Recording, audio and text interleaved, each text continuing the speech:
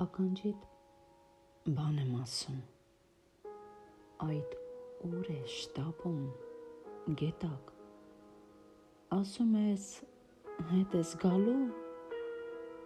ինչու ես ինձ խաբում գետակ, գնում ես կոր չես ծովում, ու չես էլ խուսափում գետակ, ինչ արած, քո փոխարեն ինձ պեսն է սարսափում գետակ, ինչ արած, կյանքում հաճախ անկումի պահեր են լինում, մտերիմ մարդկանց միջև հակառակ